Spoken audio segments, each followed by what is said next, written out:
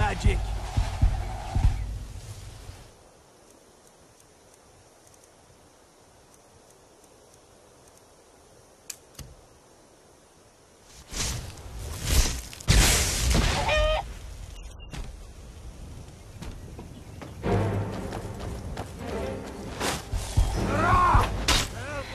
By the order of the Jarl, stop right there.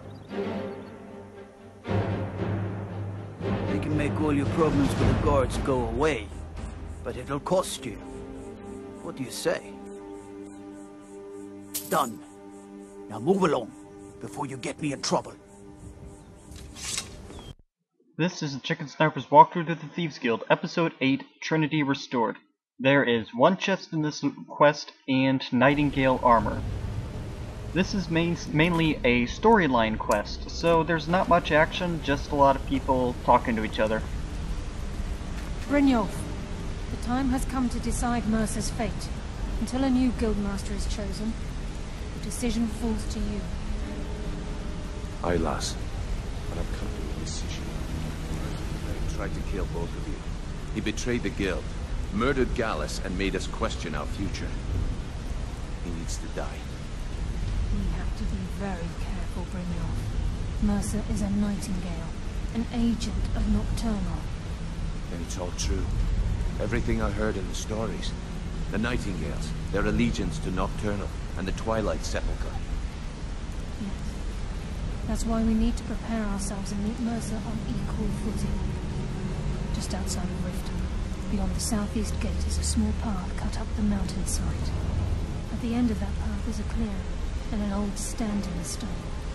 I'd ask you both to meet me there. Alright. So Nightingale Hall's not that hard to find. It's got a quest marker and it is right there.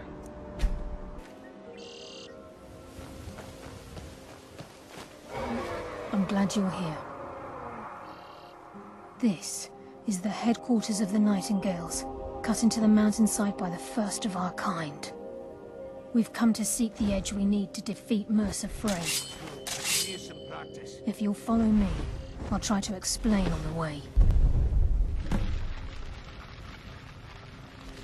This way. Before we fight this dragon, shout out and thank you to Dilkese with Weya, who is my first subscriber.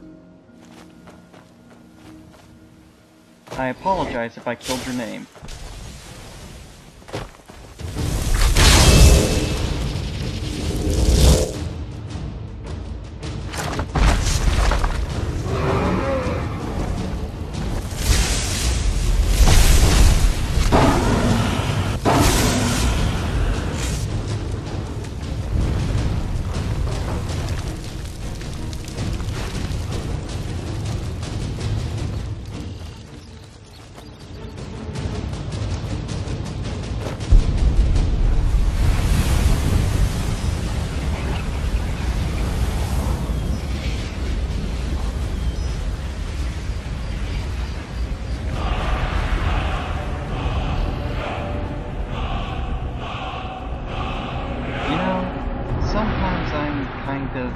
That there's no cutscenes in Skyrim. Other times, I really don't know what I'm supposed to do aside from stare at an NPC. So this is Nightingale Hall. I heard about this place when I joined the guild, but I never believed it existed. The assumption that the Nightingales were just a myth was seeded within the guild on purpose.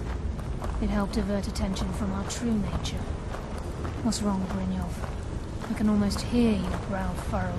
I'm trying to understand why I'm here, lass. I'm no priest, and I'm certainly not religious. Why pick me? This isn't about religion, Brynjolf. It's business. I think Sparky should be Nightingale.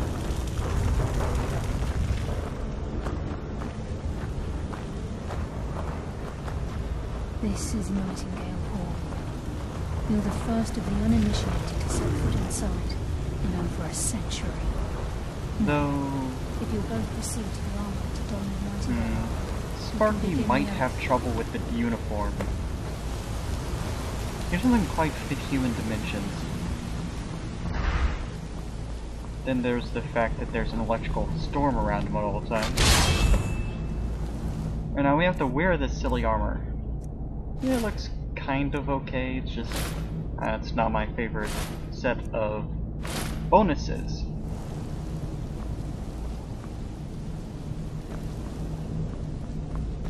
Those silly people are going to be walking, so I'm just going to show you the digs. And the only chest of this walkthrough, which is over here.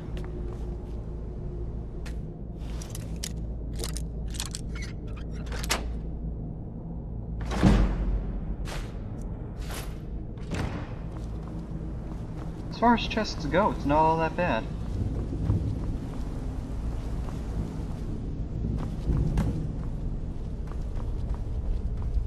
Now you can do whatever you like, explore or do whatever, and they will slowly walk down this path and get into this chamber with the spike door. And you cannot open that door. Whoa there, Lars. I appreciate the armor, but becoming a Nightingale? That was never discussed. To hold any hope of defeating Mercer, we must have Nocturnal at our backs. If she's to accept you as one of her own, an arrangement must be struck. What sort of arrangement? I need to know the terms. The terms are quite simple, Brynjolf. Nocturnal will allow you to become a Nightingale and use your abilities for whatever you wish. And in return, both in life and in death, you must serve as a guardian of the Twilight Sepulchre. Aye, there's always a catch. But at this point, I suppose there isn't much to lose. If it means the end of Mercer Frey, you can count me in. What about you? Are you ready to transact the oath with Nocturnal? Nope. Good. After I open the gate, please stand on the western circle. Time to wait.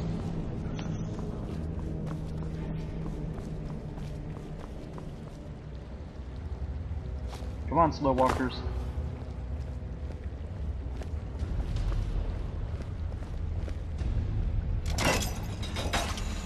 Full speed.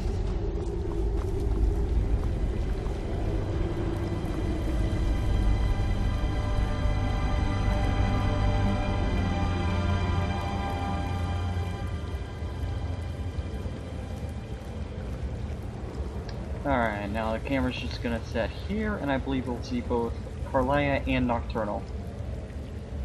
I call upon you, Lady Nocturnal, Queen of Murk, and Empress of Shadow. Hear my voice. Ah, Karliah. I was wondering when I'd hear from you again. Lose something, did we? My lady, I've come before you to throw myself upon your mercy, and to accept responsibility for my failure. You're already mine, Karliah. Your terms were struck long ago. What could you possibly offer me now? I have two others that wish to transact the oath, to serve you both in life and in death. You surprise me, Karliah. This offer is definitely weighted in my favor. My appetite for Mercer's demise exceeds my craving for wealth, Your Grace. Revenge. How interesting. Very well. The conditions are acceptable. You may proceed.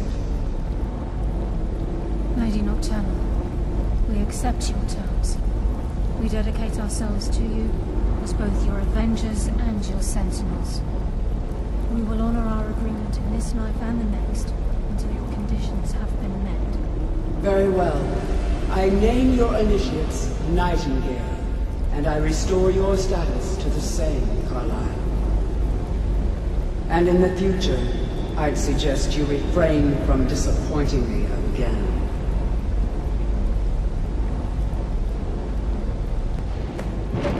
Now, you don't get your cool Nightingale powers until you completely finish out this questline.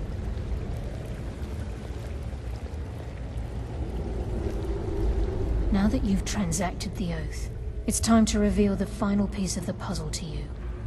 Mercer's true crime. Mercer was able to unlock the Guild's vault without 2 keys because of what he stole from the Twilight Sepulchre. The skeleton key. By doing this, he's compromised our ties to Nocturnal, and in essence, caused our luck to run dry. Well, yes, but the key isn't only restricted to physical barriers. All of us possess untapped abilities, the potential to wield great power securely sealed within our minds. Once you realize the key can access these traits, the potential becomes limitless. Good. Then you understand why this is about more than just Mercer's lust for power. If the key isn't returned to its lock in the Twilight Sepulchre, things will never be the same for the Guild. As time passed, our luck would diminish to the point of non-existence, and whether you know it or not, our uncanny luck defines our trade.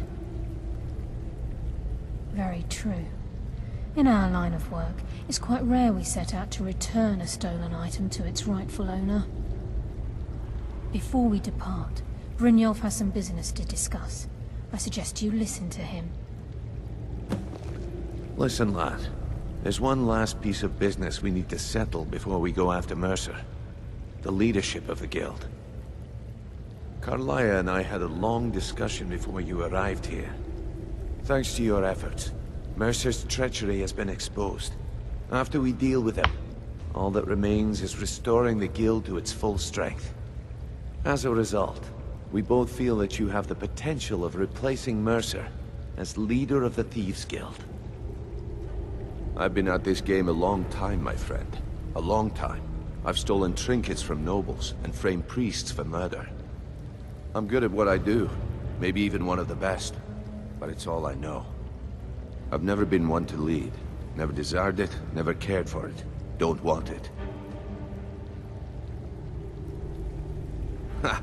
Spoken like the leader of the Thieves Guild. Just don't lose yourself in the role.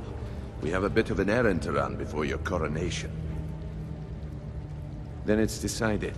When this is all over and Delvin's contacts assure me that we've regained our footing in Skyrim, we'll handle the details. Until then, we have quite the task ahead. I've been poring over the plans you brought us, and I'm convinced the eyes of the Falmer are in the Dwarven ruins at Erkenthand. Carlia and I will meet you there. Prepare yourself, lad. This will be a fight to remember.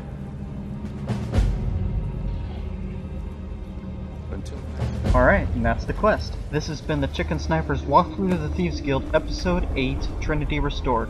Thank you for watching.